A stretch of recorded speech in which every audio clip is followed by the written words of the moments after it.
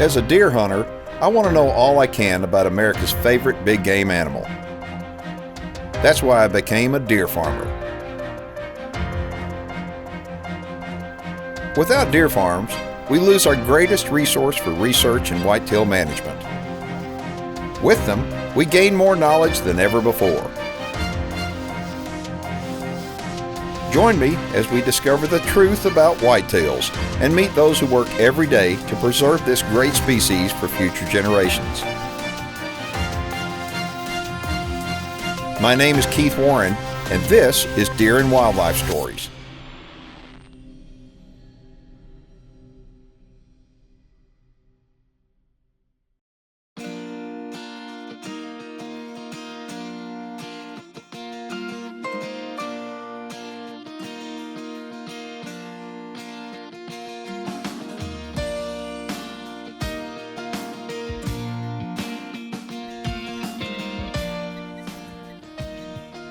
This week, we are just west of Fort Worth, about 45 miles. We're at RR Whitetails, and this could be the most diversified deer farm in the industry.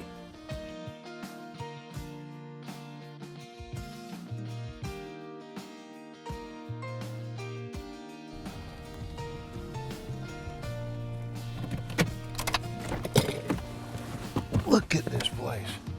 What an office. Can't wait to see the facility.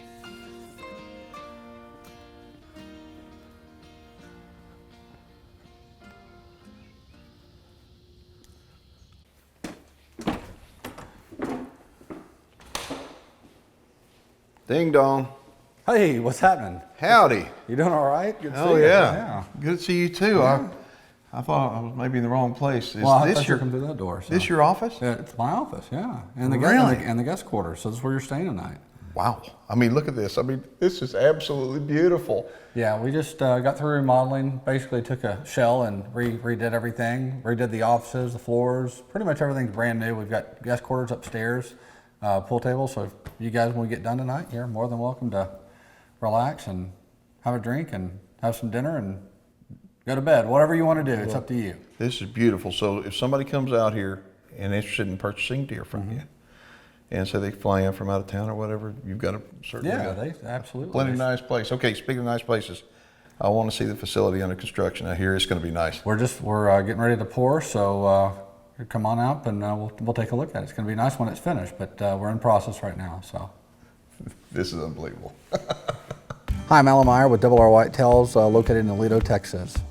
We got into the business in 2007, and for several years we lost money because we were treating it as a hobby. And the second that we started treating it as a business and putting a business plan together, it really started turning around and started being profitable. So much so that I quit my job, and this is what I do full time. And I think if anybody really concentrates on treating this as a business and understanding exactly what they're doing and have a business plan and they execute that business plan, there's no reason that anybody that follows through with that cannot be successful in this business. We're in the process of moving everything from our old facilities to new facilities. Not many breeders get the opportunity to start over again, and so we looked at all the things that we did not like about the old facility and about the old pens, and we redesigned everything based on what we could do by getting a second chance. And being that this isn't my home, this is my business, it makes a big difference to be able to have everything in one location. We're 15 minutes from downtown Fort Worth, 30 minutes from the airport, which makes it more accessible for people to come and visit the operation and show people just exactly what we do. Deer and Wildlife Stories is brought to you by the North American Deer Farmers Association, New Dart, the North American Deer Registry, Beam Fence Company, WinADeerFarm.com, the Texas Deer Association, Newport Laboratories, Game Management Systems, Shock Effect Maximizer and SeaCal, Deer Guardian Misting Systems, BuyMyDeer.com, Dr. Ray Favero's Whitetail Genetics, and by Record Rack Deer Feeds. Today's program is brought to you by the Texas Deer Association.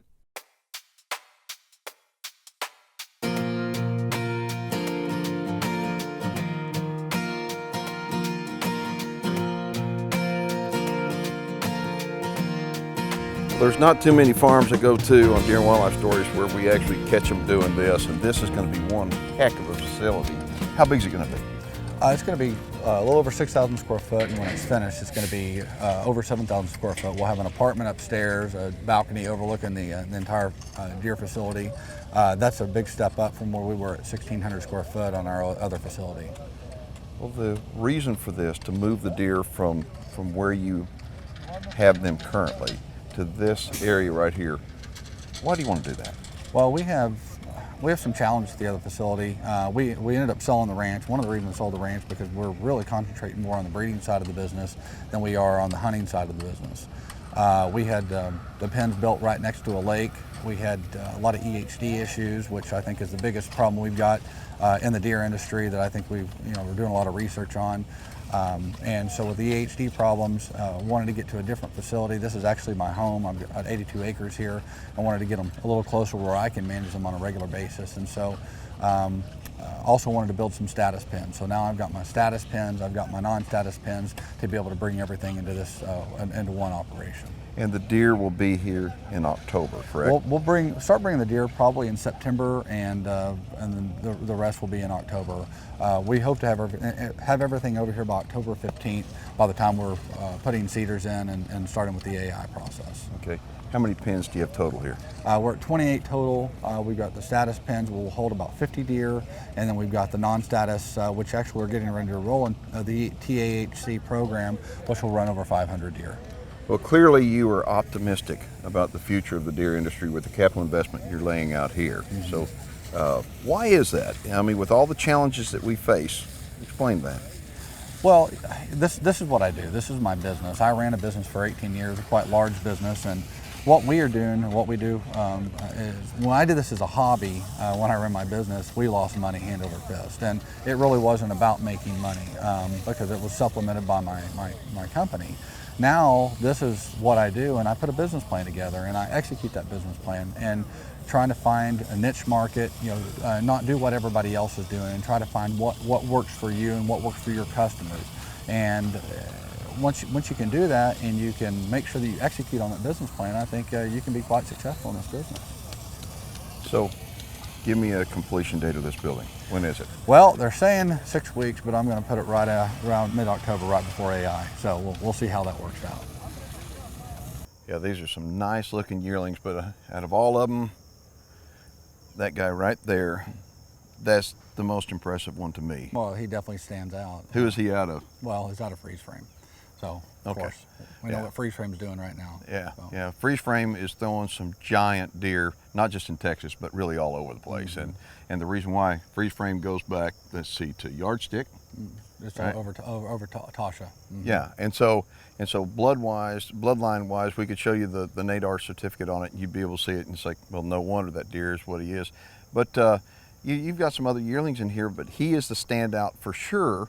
What is your take on as far as what these deer are going to turn into? I mean, clearly, if I were a betting man, I'd say that right there is probably going to be your best 2-year-old, adding another year to him. But these other guys, I wouldn't say they're out of the hunt yet, huh? No, without we really don't pay attention to our yearlings unless they stand out like that. Yeah. But I know just based on the pedigrees, looking at these deer, I know what they're going to do next year. We had Cash Express went from around 40 inches as a yearling to 279 inches at 2. So that's kind of what I know, just based on what production is, what the anchor does are, what my pedigrees are, what these guys are going to end up doing. Some born late, some might have gone through some sickness, some illness, or whatever else. Stress, whatever. So right. You really, unless somebody stands out like that, you really can't pay attention to the yearling, because the 2-year-old rack's really where you're going to be able to find out what they're going to do. Mm-hmm. But that guy right there, his dam is one of my favorite in all the industry. In fact, I sold his mother, and I regret that. But it's over the Carrington. She's a Kid Rock Howler Green 32, and so if you look at that, what Green 32 on that anchor side does, it's just absolutely phenomenal. Okay, so if somebody wanted to, could they buy yearling from you? We try not to sell yearling just because, but if they do, they're going to be paying based on the pedigree. So if they buy a yearling, they're going to be paying based on what I know that deer is going to end up doing. Mm-hmm. So a lot of people are kind of shy away from buying. They want to see what the antlers look like. So we try to, if they want to buy them, I will sell it to them, but they're going to have to pay really what the breeder price is for it. Because he could do just like your other deer, go from 40 to 2 whatever. I can tell you pretty much what that deer is going to do. The potential of that deer is going to end up doing. So okay, looking at this guy right. I mean, he really is beautiful. I know that social networking thing is all the deal, and you are posting stuff up every single day on Facebook. Give them your Facebook information, how they can go and find out more information. Just you go to Cougar Edge Whitetails, or you can go to RR Whitetails. Look us up. We're happy to send you any information that you need, but you're going to be able to go in and look at our deer on a regular basis. Does, bucks, yearlings, every animal that we have, we try to post and give you a representation of what we have on the farm. All right, Michael from Oklahoma says, my family owns a preserve and has for many years. I recently noticed the genetics seem to have topped out. The deer just aren't getting any bigger. I talked to my friends and they can't give me a clear answer. Could you help me out? Michael, odds are your genetics have topped out. Many times not only your genetics top out, but you'll go back the other way. Any good deer herd needs to have genetic diversity, and it's for that reason that deer farmers come in good and handy. So in Oklahoma, there's a bunch of deer farmers. I would recommend you going to a deer farm, talking to them, and understanding how genetic diversity is good for any deer herd. That's a good question. Today's show is brought to you in part by BuyMyDeer.com, your online source for monster whitetails. Closed captioning for Deer and Wildlife Stories with Keith Warren is brought to you by Keith Warren's Texas Hidden Springs Ranch. All right, so who do we have in here? Well, these are breeder bucks.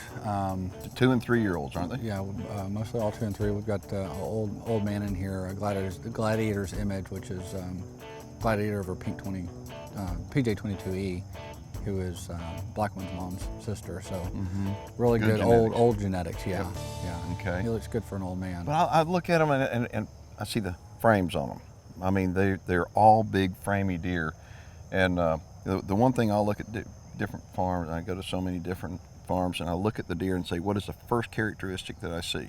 And when I say it's big frames, I know you're doing something different. Yeah. Well, our whole genetic, what we looked for when we bought our does, we really wanted to make sure that we concentrated on the frame. It had that good typical look. We did a lot of Birdall, Kutzer, we did a lot of Circle J and B.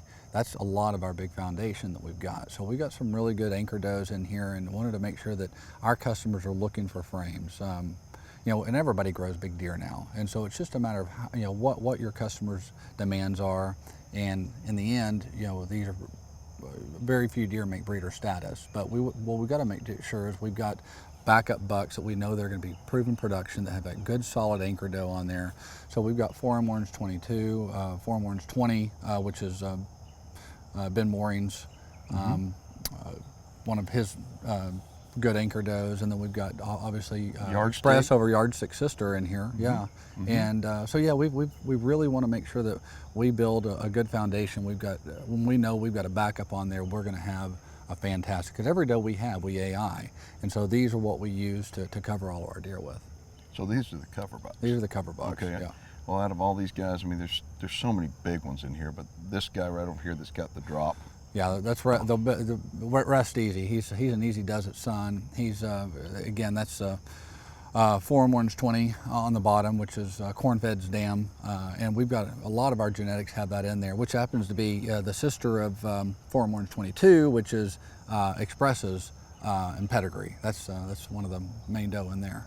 Every one of these deer that you sell on the breeding side is going to be in the NADAR registry, correct? That's correct. Yeah, okay. Everything we do, we send into NADAR. All of our customers, when we sell them, they get a sheet, pedigree sheet. And okay.